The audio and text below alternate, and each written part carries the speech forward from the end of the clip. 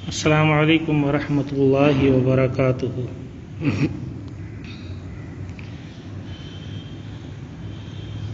آج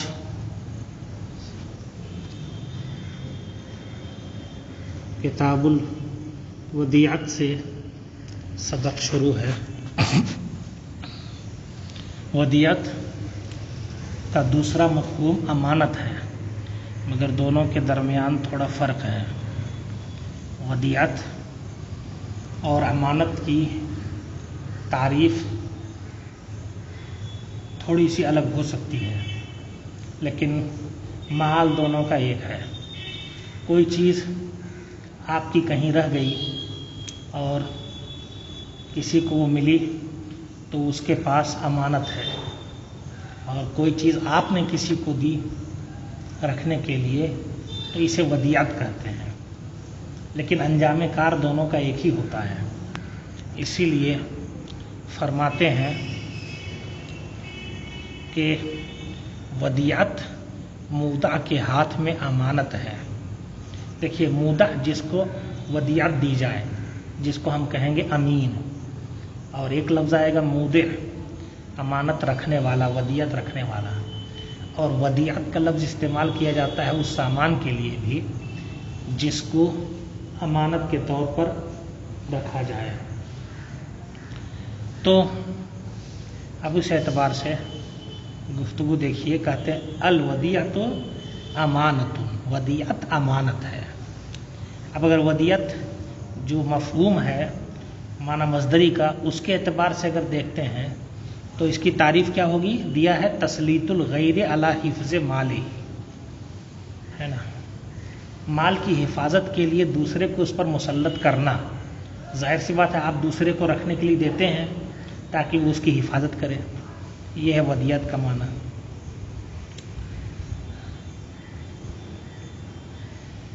کہتے ہیں ودیعت امانت ہے مودع کے ہاتھ میں، اذا ہلاکت، جب وہ ہلاک ہو جائے، اسی کے قبضے میں، لم یضمنھا، تو اب جو مودع ہے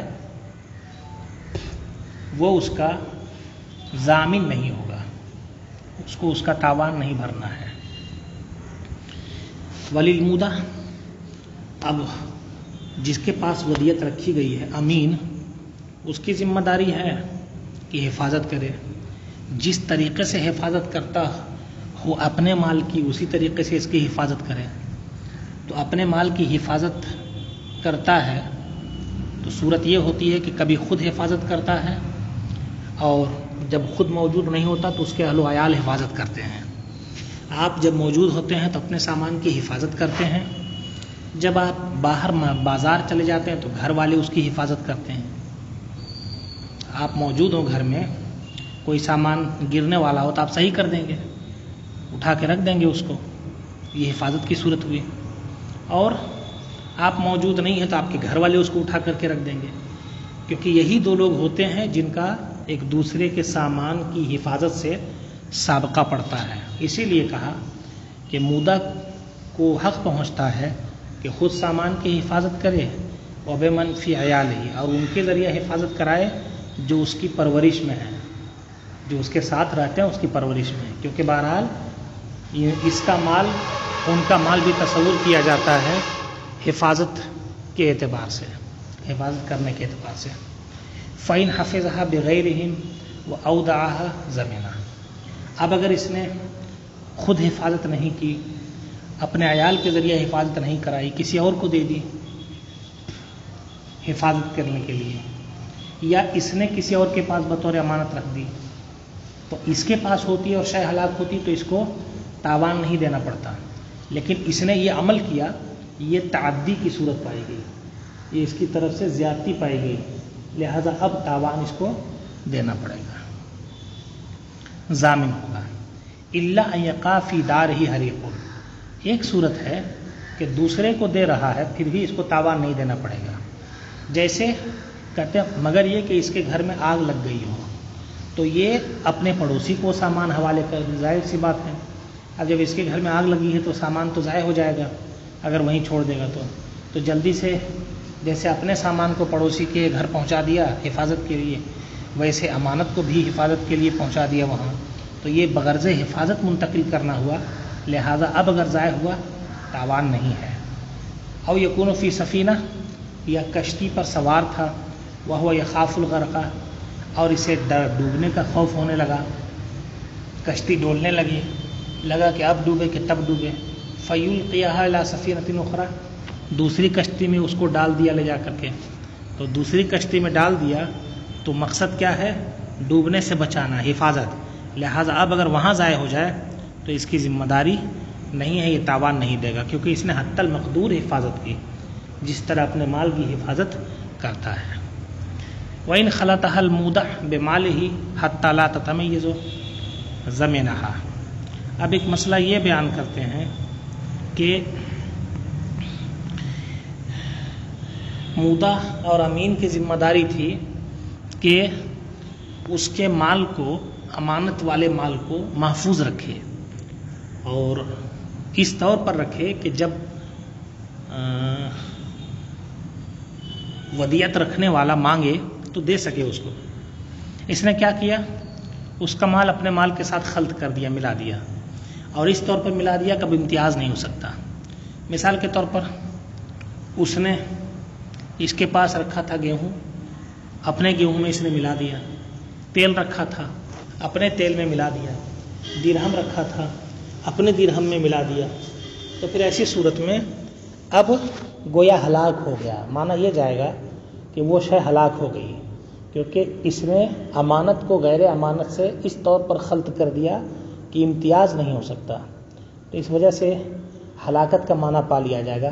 اب نہیں سمجھ میں آئے گا کون سی چیز امانت ہے اور کون سی چیز اپنی ہے اس کی، اس لیے گویا اب اس کی طرف سے امانت کی ہلاکت پالی گئی، لہذا اب یہ تاوان بھرے گا۔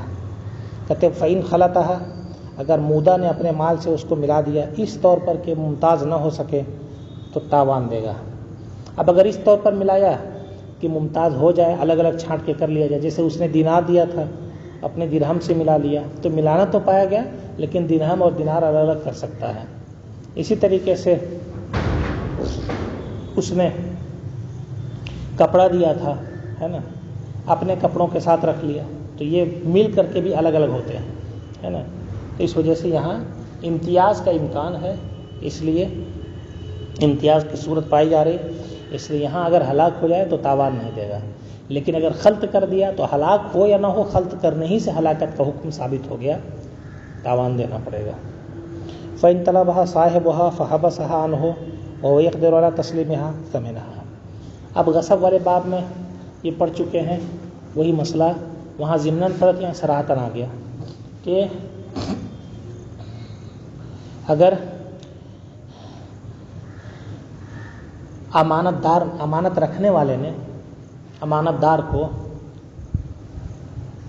وہ شے طلب کی جو امانت کے طور پر رکھی تھی، ودیعت طلب کی کہ مجھے دو واپس، تو اس نے دینے سے انکار کر دیا، روک رکھا، جبکہ دینے پر قادر تھا، دے سکتا تھا، پھر بھی روک لیا، نہیں دیا، چاہیے کہہ دیا کہ بعد میں دوں گا، ابھی نہیں دوں گا، ہے نا، چاہیے کہہ دیا کہ نہیں دوں گا، دونوں صورتیں ہیں، اور دینے پر قادر ہے، آسانی سے دے سکتا ہے۔ اب اگر وہ چیز ہلاک ہو گئی تو اب چونکہ غصب کے ضمن میں ہو گئی، لہٰذا اب امانت نہیں ہے تو ہلاکت کے بعد اس کو تاوان دینا پڑے گا۔ یہ مسئلہ گزر چکا ہے اس سے پہلے کہ اس کا انکار یا اس کا روک رکھنا اسے امانت سے غصب میں بدل دے گا، اس لیے اگر ہلاک ہو تو امانت ہلاک نہیں ہوئی، شے مغصوب ہلاک ہو رہی ہے، تاوان دینا پڑے گا۔ وَإِنِ اخْتَلَطَتْ بِمَالِهِ مِنْ غَيْرِ فِعْلِهِ فَهُوَ شَرِيكٌ لِصَاحِبِهَا۔ اب دوسرا مسئلہ ہے کہ اس نے اپنی طرف سے اگر ملا دیا تب تو یہ تاوان دے گا، لیکن اس نے اپنی طرف سے اگر نہیں ملایا ہے، خود بخود دونوں چیزیں آپس میں مل گئیں، تو ایسی صورت میں تاوان نہیں دے گا، بلکہ اب یہاں شرکت کے احکام ہوں گے کہ دونوں کے دونوں شریک مانے جائیں گے اس ایک شے میں۔ مثال اس کی کیا بنے گی؟ جیسے کہ ایک برتن میں گیہوں دیا تھا رکھنے کے لیے، مٹی کا برتن تھا، اسی کے بغل میں اس کا اپنا برتن تھا، وہ مٹی والا، اس میں بھی گیہوں رکھا ہوا تھا۔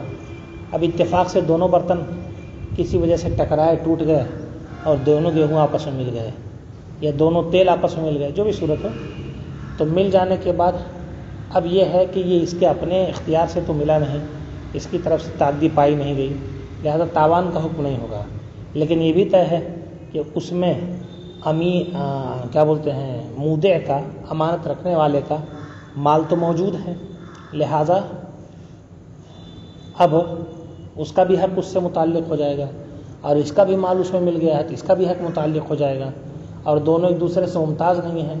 اس بنیاد پر اب یہاں یہ ہو جائے گا کہ گویا دونوں کے دونوں شریک ہو جائیں گے اور شرکت کے احکام نافذ ہوں گے۔ کہتے وہ اختلط بمالہ، اس کے مال سے اگر وہ مل گیا بغیر اس کے عمل کے، فہو شریکن، تو وہ شریک ہوگا لصاحبہا، اس مال والے کے ساتھ، ہے نا، اور دونوں کے دونوں مل کر کے اب شرکت کے طور پر اس کو استعمال کریں گے، جو شرکت کے احکام ہیں گزر چکے ہیں۔ وَإِنْ انْفَقَ الْمُودَعُ بَعْضَهَا وَهَلَكَ الْبَاقِي، اب ایک مسئلہ یہ ہے کہ مثال کے طور پر 500 روپیہ رکھنے کے لیے دیا تھا، 200 روپیہ مودع نے خرچ کر دیا، اس میں سے 300 روپیہ بچا ہوا ہے، اب وہ 300 روپیہ ہلاک ہو گیا تو واپس کتنا کرے گا؟ اس کی طرف سے تعدی تو پائی گئی ہے مگر تعدی پورے طور پر نہیں پائی گئی ہے، تو کہتے یہ ہیں جتنے میں تعدی پائی گئی اتنا واپس کر دے گا، اور جتنے میں تعدی نہیں پائی گئی وہ امانت کے طور پر مانا جائے گا اور اسے واپس نہیں کرنا ہوگا۔ کہتے ہیں وَإِنْ أَنْفَقَ الْمُودَعُ بَعْضَهَا، مودع نے اگر کچھ اس میں سے خرچ کر دیا اور باقی خود بخود ہلاک ہو جائے، ضمنہ ذالک القدر، تو جتنا خرچ کیا ہے اتنے مقدار کی وہ ضمانت لے گا، اتنے مقدار کا تاوان ادا کرے گا۔ فَإِنْ أَنْفَقَ الْمُودَعُ، اب اسی خرچ کی ایک دوسری صورت ہے، مودع نے کچھ خرچ کیا، 500 میں سے 100 روپے خرچ کر دیا، 400 بچا تھا اس میں، پھر 100 روپے لا کر کے اس میں ملا دیا، تو جب 100 روپے اس میں ملا دیا تو اب کیا ہوا کہ اس کا 100 روپیہ اس 400 روپے کے ساتھ خلط ہو گیا اور دونوں ایک دوسرے سے مل گئے۔ اس نے جو خرچ کیا تھا وہ امانت میں سے تھا، اور جب اس نے رکھا تو یہ اس کے اپنی طرف سے تھا، تو گویا اپنا مال اس نے اس میں ملا دیا، اور اوپر مسئلہ آ چکا ہے کہ اگر مودع امین اپنا مال اس میں ملا دے تو اب امانت ہلاک ہو جاتی ہے اور پورے طور پر اس کا ضامن وہ ہوگا، ہے نا، کون؟ یہ امین۔ تو اسی طریقے سے یہاں مسئلہ ہے کہ اگر اس میں ملا دیا تو ملا دیا، اب 500 تو ہو گیا، اب اگر وہ طلب کرے تو 500 اس کو دے دے گا وہی والا، کوئی بات نہیں ہے نا، لیکن اگر ہلاک ہو جائے تو اب یہ بری ذمہ نہیں سمجھا جائے گا، کیونکہ اس کی طرف سے تعدی پائی گئی تھی، لہذا اب یہ ہلاکت صرف یہ نہیں مانیں گے کہ یہ 400 بطور امانت ہلاک ہے اور 100 مودع کی طرف سے زیادتی کے طور پر ہلاک ہوا ہے، یہ نہیں مانیں گے، بلکہ 100 زیادتی کے طور پر اس نے خرچ کیا تھا، واپس لا کر ملا دیا تو کل خلط ہو گیا، لہذا 500 ہی میں زیادتی اس کی ثابت ہوگی، اور ہلاکت کے بعد پورا 500 اس کو بطور تاوان ادا کرنا پڑے گا۔ اسی کہتے ہیں کہ وَإِنْ أَنْفَقَ الْمُودَعُ بَعْضَهَا، مودع نے کچھ اس میں سے خرچ کر دیا، پھر اس کی مثل لوٹا دیا، 100 خرچ کیا واپس لا کے رکھ دیا، فَخَلَطَهُ بِالْبَاقِي، تو اس 100 کو باقی کے ساتھ خلط کر دیا، ملا دیا، جو خرچ کیا تھا اس کو باقی کے ساتھ ملا دیا، تو اس کے بعد اگر طلب کرے وہ تو پورا دینا پڑے گا، اس میں کوئی دقت نہیں ہے، لیکن اگر ہلاک ہو جائے تو یہ امانت ہلاک نہیں ہوئی، بلکہ اس کی طرف سے تصرف کی وجہ سے اب گویا اس کی ذمہ داری ہے کہ جو ہلاک ہے اس کو وہ ادا کرے، ضمن الجمیع، پورے کی ضمانت لے گا۔ وَإِذَا تَعَدَّى الْمُودَعُ فِي الْوَدِيَّةِ بِأَنْ كَانَتْ دَابَّةً، اب اگر ایک یہ مسئلہ یہ بیان کر رہا ہے، مودع کی طرف سے زیادتی پائی گئی تو وہ ذمہ دار ہوگا، تاوان دے گا جتنے کی زیادتی ہوئی، لیکن اگر زیادتی اس طور پر ہے کہ اس میں سدھار پیدا کر لیا اور اب زیادتی نہیں کر رہا ہے تو ایسی صورت میں وہ پھر امین مانا جائے گا، اب غاصب نہیں مانا جائے گا۔ کہتے وَإِذَا تَعَدَّى الْمُودَعُ فِي الْوَدِيَّةِ، ودیات میں مودہ نے زیادتی کی، بئی طور کی جانور تھا اس پر سوار ہو گیا، ہے نا، امانت کے طور پر کسی نے جانور رکھا تھا، اس کے پاس کہا تھا سوار نہیں ہونے کے لیے، سوار ہو گیا، کپڑا دیا تھا امانت کے طور پر پہن لیا، غلام دیا تھا امانت کے طور پر خدمت لے لیا، یا کسی اور کے پاس بطور ودیات رکھ دی۔ یہ تمام صورتیں ہیں تعدی کی جو مودع کی طرف سے، امین کی طرف سے پائی جا رہی ہیں۔ تو اب اگر اتنا ہی کیا تھا اور وہ چیز ہلاک ہو جاتی تو اس کو تاوان دینا پڑتا، لیکن اس نے اب اس تعدی کو دور کر دیا، یعنی بیٹھتا تھا جانور پر چھوڑ دیا، کپڑا پہننا چھوڑ دیا، غلام سے خدمت نہیں لے رہا ہے، وردھا الی یدہ، اور تعدی کو دور کیا، یعنی جس کے پاس بطور امانت رکھا تھا اس سے اپنے پاس واپس لوٹا لیا، ہے نا، زال الزمان۔ اب اگر وہ چیز ہلاک ہو تو تاوان اس کو نہیں دینا پڑے گا، تاوان اس کے اوپر سے ساقط ہو، کیونکہ اب امانت بے نہیں لوٹائی اسی طور پر۔ فَإِن طَلَبَهَا صَاحِبُهَا، پھر ایک مسئلہ دوبارہ وہی بیان کر رہے ہیں جو بیان کیے۔ فَإِن طَلَبَهَا صَاحِبُهَا، اب تھوڑی سی نوعیت اس میں جدا گانا ہے، ورنہ فَإِن طَلَبَهَا صَاحِبُهَا فَحَبَسَ عَنْهُ وَهُوَ يَقْدِرُ عَلَى تَسْلِيمِهَا زَمِنَهَا، جو اوپر بتایا تھا نا اسی طرح کا مسئلہ ہی ہے۔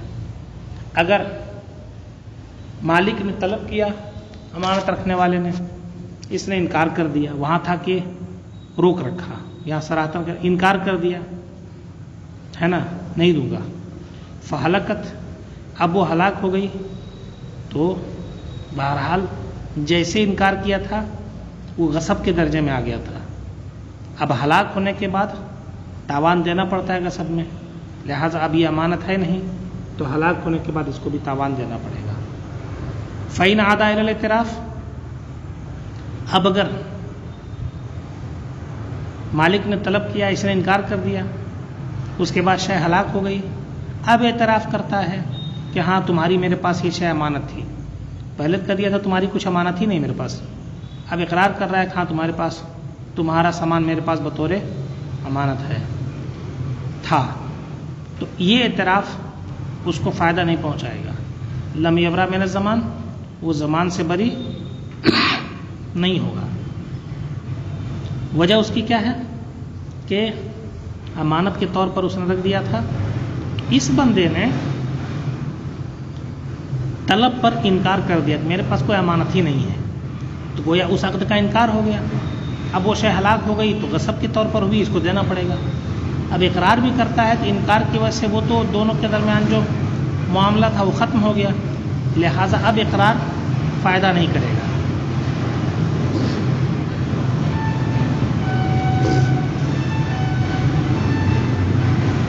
وَلِلْمُودَعِ أَن يُسَافِرَ بِالْوَدِيَّةِ،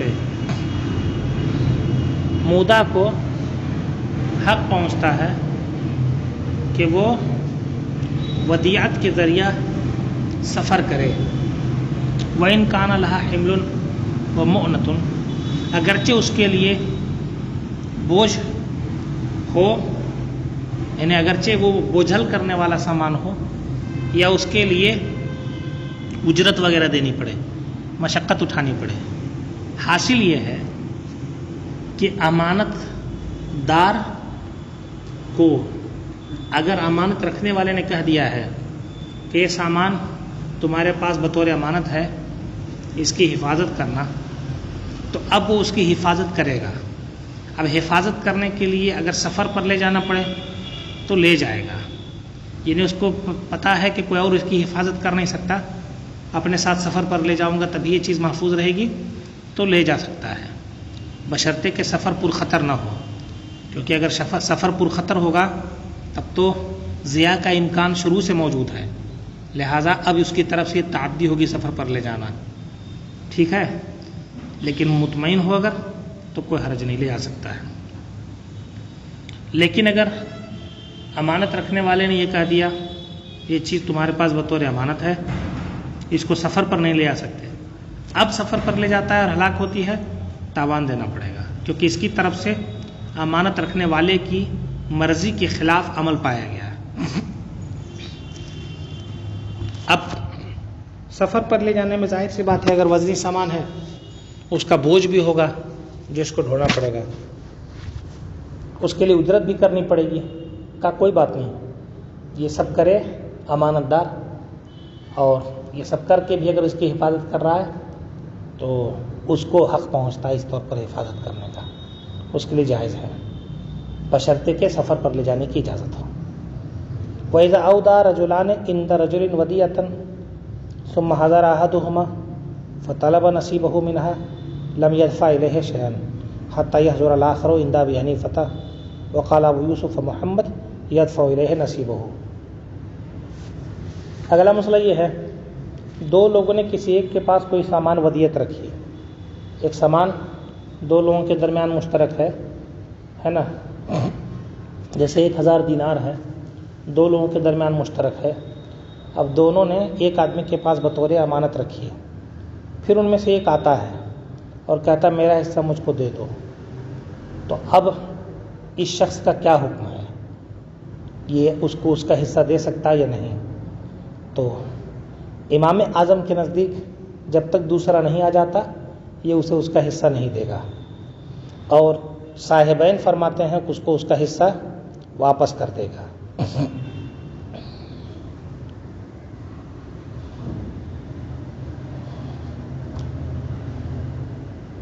کیوں آخر ایسا ہے؟ امام اعظم رحمۃ اللہ تعالی علیہ اس لیے اجازت نہیں دیتے ہیں کہ جناب وہ کل مال ایک ساتھ رکھا تھا دونوں نے, تو اس کو تقسیم کرنے کیے بغیر آدھا آدھا نہیں کیا جا سکتا, اور ایک آدمی آ گیا مانگنے کے لیے تو اس کو اگر دینا ہے تو تقسیم کرنا ضروری ہے, اور تقسیم کرنے کا حق مودع کو نہیں ہے. امین کو تقسیم کرنے کا حق نہیں ہے کہ وہ تقسیم کرے, اور بغیر تقسیم کیے دے نہیں سکتا. اس لیے دوسرا حاضر ہو تو ایک ساتھ دونوں کو دینا پایا جائے گا, لہذا ایسا ہی کرے کہ جب دوسرا حاضر ہو جائے تبھی وہ واپس کرے.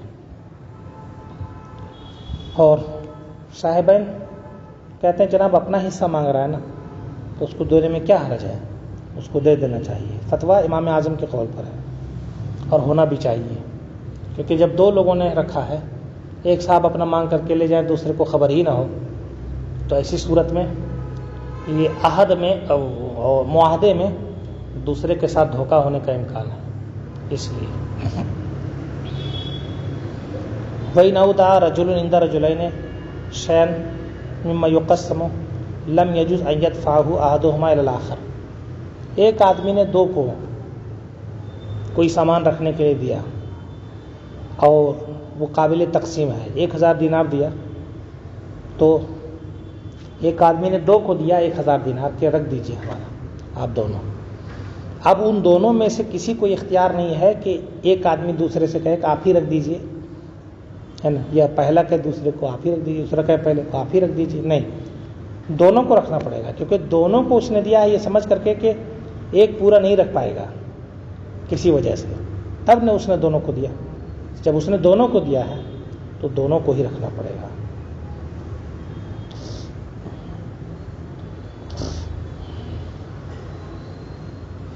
اسی کہا جب ایک شخص نے دو کے پاس کوئی سامان رکھا, اس میں سے جو قابل تقسیم ہو, تو جائز نہیں ہے کہ ان میں سے ایک دوسرے کو دے دے کہ آپ ہی رکھ دیجیے, لیکن وہ دونوں اس کی تقسیم کر دیں اور ہر ایک اپنے حصے کی اپنے پاس حفاظت کرے, خود حفاظت کرے. فَيَحْفَظُ كُلُّ وَاحِدٍ مِنْهُمَا نِصْفَهُ, ہر ایک نصف کی حفاظت کرے, اپنے نصف کی. ٹھیک ہے, یہ تو اس صورت میں جب ایک آدمی نے دو کو دیا قابل تقسیم چیز. اب ایک آدمی نے دو کو دیا غیر قابل تقسیم. ایک آدمی نے دو کو دیا کہ یہ میری گھڑی رکھ دیجیے امانت کے طور پر, تو گویا اس کو بھی پتا ہے کہ دونوں ایک ساتھ نہیں رہ پائیں گے, جدا ہوں گے. اوپر والے مسئلے میں بھی ہے کہ دونوں ایک ساتھ نہیں رہ پائیں گے, جدا ہوں گے. تو گویا وہ یہ سمجھ ہی رہا ہے کہ اوپر والے مسئلے میں کہ دونوں تقسیم کر لیں گے, اور یہاں چونکہ وہ چیز قابل تقسیم ہے نہیں تو یہ سمجھ ہی رہا ہے کہ دونوں کو ذمہ داری دے رہا ہوں, جب اس کو موقع ملے گا تو یہ حفاظت کرے گا, جب اس کو موقع ملے گا تو یہ حفاظت کرے گا. تو یہاں گویا وہ اس بات پر خود راضی ہے کہ دونوں میں سے کوئی ایک اس کی حفاظت کرے. اسی لیے کہنا کہ وَإِنْ كَانَ مِمَّا لَا يُقَسَّمُ, اگر ایسی چیز ہو جو تقسیم نہیں کی جا سکتی, جَازَ أَنْ يَحْفَظَهُ أَحَدُهُمَا بِإِذْنِ الْآخَرِ, تو جائز ہے کہ ان میں سے ایک دوسرے کی اجازت سے حفاظت کرے. دونوں میں سے آپس میں طے کر لیں کہ میں حفاظت کرتا ہوں اتنے دن تک، آپ کیجیے گا، جائز ہے. وَإِذَا قَالَ صَاحِبُ الْوَدِيَّةِ لِلْمُودَةِ لَا تُسَلِّمْهَا إِلَىٰ زَوْجَتِكَ فَسَلَّمَهَا إِلَيْهَا. اب مسئلہ یہ ہے کہ جس کے پاس آپ امانت رکھ رہے ہو اس کو حق پہنچتا ہے کہ خود حفاظت کرے، اور اپنے مال میں جن لوگوں کی مدد لیتا ہے حفاظت کے لیے ان لوگوں سے بھی حفاظت کرا سکتا ہے. یہ بات شروع میں گزر چکی. اب کسی شخص نے امانت کے طور پر کسی کے پاس کوئی چیز رکھی اور یہ کہہ دیا کہ بطور امانت ہے آپ کے پاس، اس کی حفاظت آپ ہی کو کرنا ہے، آپ کی بیوی آپ کے بچے اس کی حفاظت نہیں کر سکتے، تو اس کا یہ قول غلط ہے، اس کی بات نہیں مانی جائے گی. کہتے ہیں کہ نہیں مانی جائے گی مطلب کیا ہوا کہ اب ایسے موقع پر اس شخص نے اپنی بیوی کو، امین نے اپنی بیوی کو دے دیا حفاظت کے طور لیے، تو اگر اس کے پاس سے ضائع ہو جائے تو گویا امانت ہی ضائع ہونا ہے. یہ عمل جو امین کا پایا گیا یہ اگرچہ مودع کی مرضی کے خلاف ہے، لیکن یہ امانت کو غصب میں نہیں بدلے گا. تصرف اور تعدی یہ امین کی طرف سے نہیں ہے، مودع کی طرف سے نہیں ہے. اس لیے یہ صورت جائز ہے. یہ صورت جو ہے ایسی ہے کہ بیوی کو دے دیا جبکہ منع کیا تھا، ہلاک ہو جائے تاوان نہیں دے گا. کہتے ہیں کہ وَإِنْ قَالَ وَإِذَا قَالَ صَاحِبُ الْوَدِيَّةِ، صاحب ودیت نے اگر کہا لا تسلمها إلى زوجتك، بیوی کو نہ دینا، فسلمها إليها، اس نے بیوی کو دے دیا، سپرد کر دیا، لم یضمن، تاوان نہیں دے گا. وَإِنْ قَالَ لَهُ، اور اگر اس سے کہا احفظها فی هذا البیت.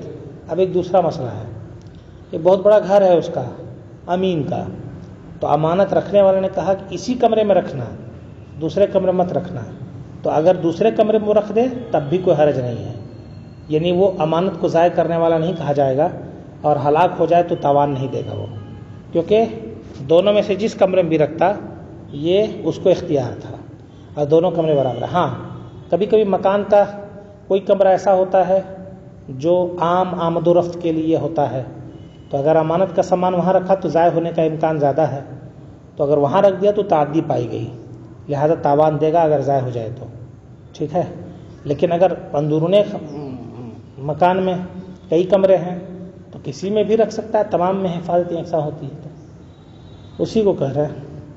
وَإِنْ قَالَ لَهُ، اگر کہا احفظها فی هذا البیت، اس کمرے میں حفاظت کرنا، فحفظها فی بیت آخر من الدار، تو گھر کے دوسرے کمرے میں اس نے حفاظت کی، یہاں بیت مانے کمرہ، لم یضمن، ہلاکت کے بعد اس شے کے ودیت کے ہلاک ہونے کے بعد تاوان نہیں دے گا. وَإِنْ حَفِظَهَا فِي دَارٍ أُخْرَىٰ زَمِنَهَا، اور اگر دوسرے مکان میں حفاظت کیا، اس مکان کو چھوڑ کر کے دوسرے مکان میں چلا گیا، کمرہ ہی نہیں بدلا، مکان بدل دیا، تو مکان میں فرق ہوتا ہے، لہذا یہ اس کی طرف سے زیادتی پائی گئی، تاوان دے گا. ہاں اگر آگ والا مسئلہ ہو جو شروع میں گزرا، تب ایسی صورت میں اس کو یہ جو ہے حکم نہیں دیا جائے گا.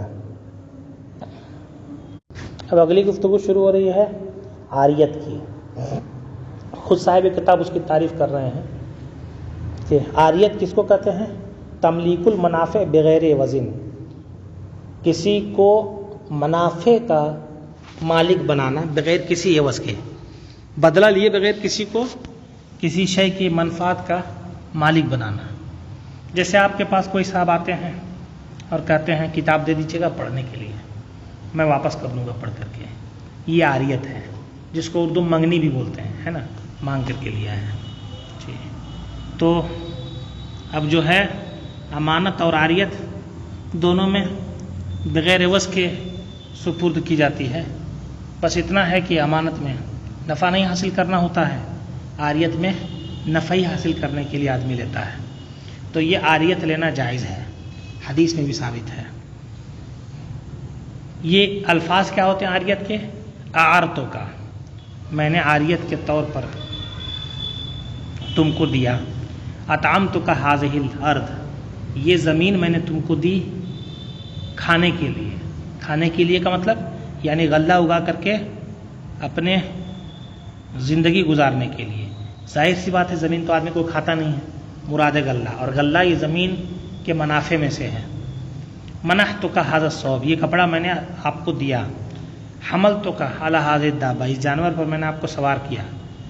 تو منحتک اور حملتک یہ دونوں ایسے لفظ ہیں جس سے ہبہ والا معاملہ بھی ثابت ہو جاتا ہے، اس لیے اس میں نیت کرنی پڑے گی۔ کہتے اذا لم یرید بہ الہبہ، اس سے ہبہ جب مراد نہ ہو، بلکہ منحتک ھذا الثوب سے نیت کیا ہے؟ میں نے کپڑا آپ کو دیا پہننے کے لیے۔ ہوتا ہے نا کبھی کبھی کہ ارے بھائی قصبہ جا رہے ہیں، رومال دے دیجیے، گلے میں تھوڑا سا لپیٹ کر لے جائیں گے، ہے نا؟ تو اس طور پر آج کل عموماً دوسرا کپڑا دوسرا کا نہیں پہنتا آدمی، ہے نا؟ لیکن یہ صورت بھی ہو سکتی ہے، ممکن ہے۔ جانور کو کہا میں نے تم کو اس جانور پر سوار کیا، مطلب جانور کی سواری کا آپ کو مالک بنایا کہ سوار ہو سکتے، جانور نہیں دیا۔ وَأَخْدَمْتُكَ هَذَا الْعَبْدَ، میں نے اس غلام کو تمہاری خدمت میں لگایا، تو غلام نہیں دیا، خدمت دیا، یہ بھی نفع ہے۔ وَدَارِي لَكَ سُكْنًا، میرا گھر تمہارے رہنے کے لیے ہے۔ وَدَارِي لَكَ عُمْرًا سُكْنًا، میرا گھر تمہارے عمر پر رہنے کے لیے۔ صرف عمرہ کہا ہوتا تو ہبہ کا معاملہ ہوتا، سکنا لگا دیا تو ہبہ سے نکل کر کے عاریت میں چلا آیا کہ گویا صرف رہنے کے لیے۔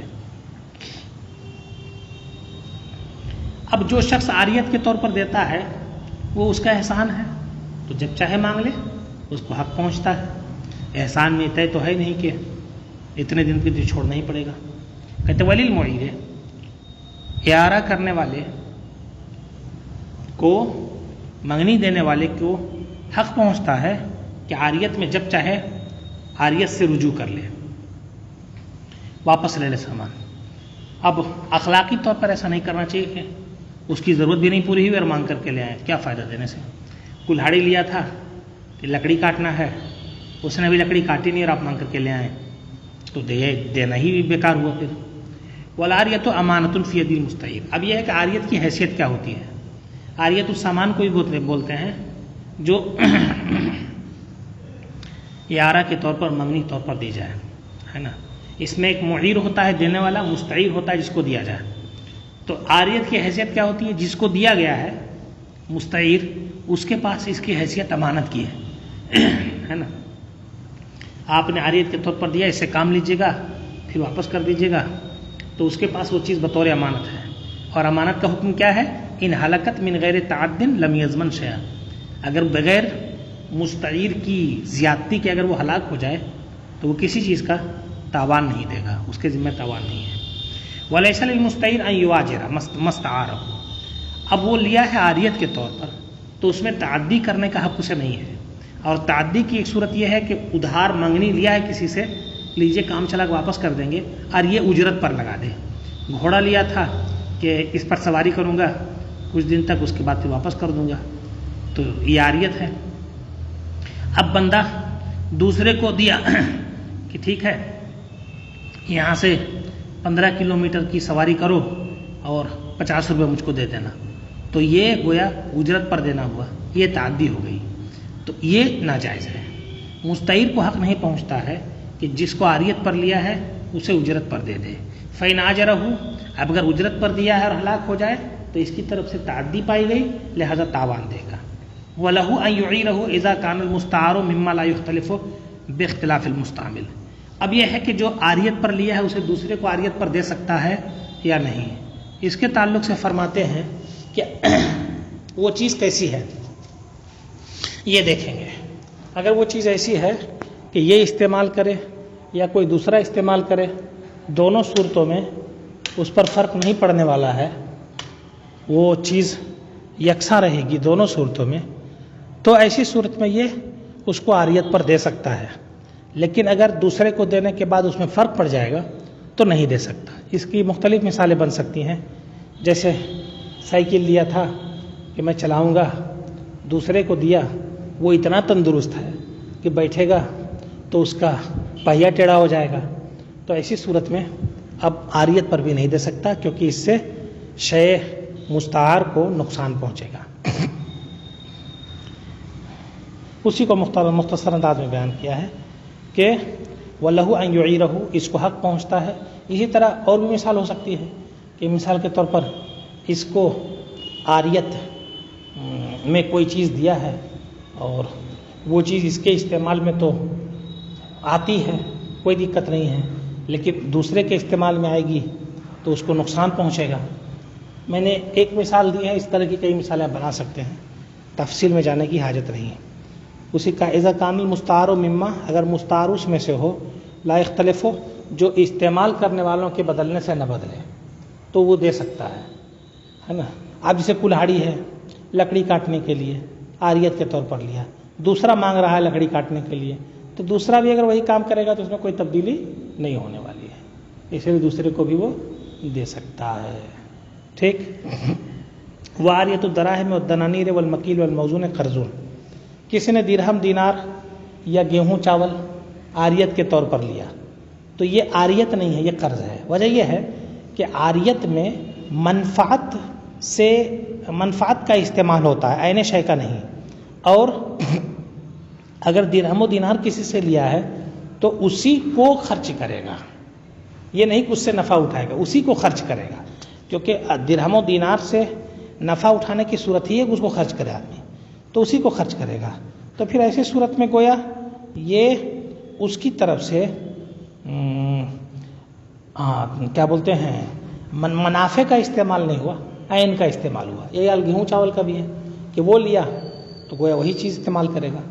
حاصل یہ نکلا کہ جب اس کی حیثیت ایسی ہے کہ اس کو استعمال کرنے سے عین شے ختم ہوگی تو عاریت کا مفہوم یہاں نہیں پایا جا رہا ہے، لہٰذا یہ کیا ہے، یہ قرض کا مفہوم ہوگا، اور قرض کے احکام اس پر آئیں گے کہ گویا اس نے قرض کے طور پر لیا ہے، لہٰذا اب جو قرض کے احکام ہیں وہی نافذ کیے جائیں گے۔ کہا دراہم و دنانیر مکیل و موزون شے کا کیا بولتے ہیں اعارہ، یہ قرض ہے نا۔ بس